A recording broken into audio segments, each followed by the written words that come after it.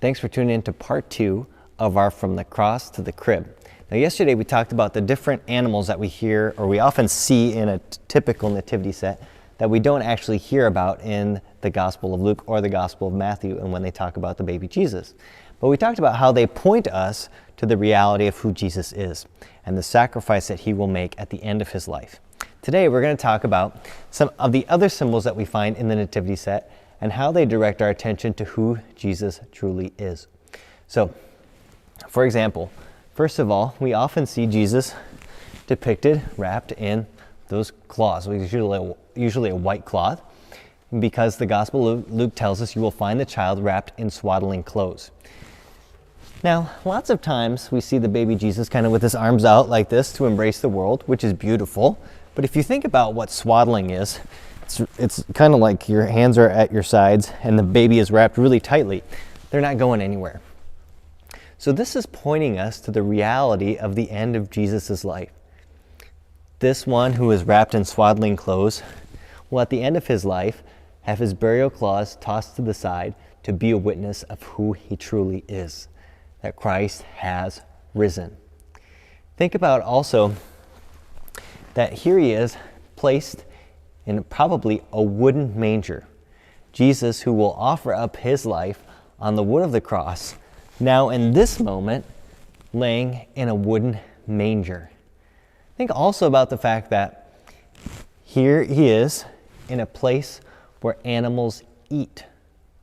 He said himself in John 6, "I am the bread of life come down from heaven." This Jesus, who is the bread of life, will be born into a place where animals eat. So already in this image of the baby Jesus, we have in the manger, a reminder of Holy Thursday, in the wood, a reminder of Good Friday, and in the burial bands, a reminder of Easter Sunday. Even to drive the point home even more, think about the place where Jesus is born, in Bethlehem. Now obviously Bethlehem is King David's city. We know that from the Gospel account of Luke's. This is a city born to you in the city of David is a Savior, who is Christ the Lord. Thanks, Linus, from a Charlie Brown Christmas. But he is the new King David. Here's the king who has taken this little humble throne in the town of Bethlehem. But the name Bethlehem in Hebrew also means house of bread. So to drive the Eucharistic image home even more, he is saying, look, God is entering into this house of bread, he who is the bread of life. This reading is so rich from Luke's Gospel, reminding us about what Jesus will do at the end of his life for us. Now in our Gospel today, we hear about the prophetess Anna.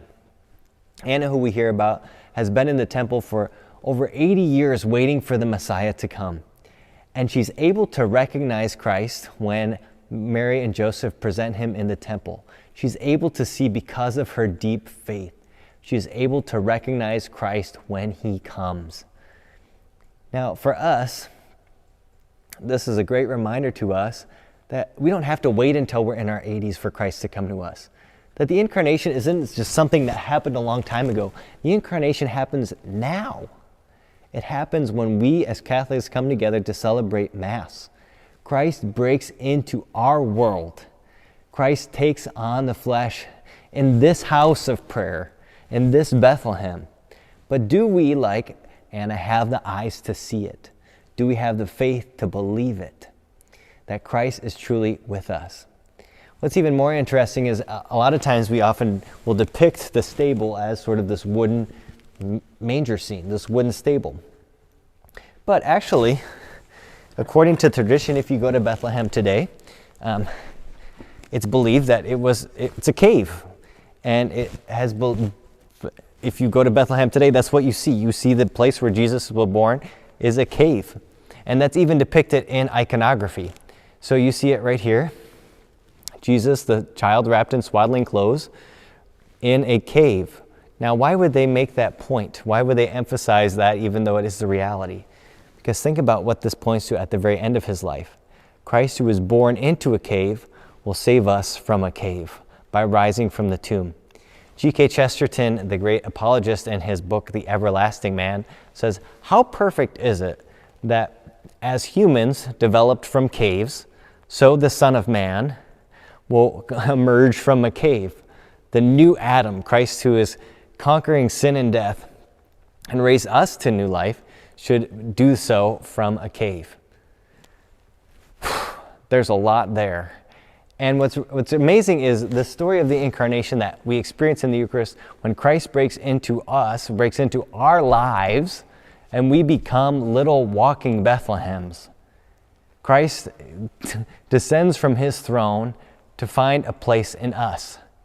May he find a place to call home. May he find a crib in each of our hearts.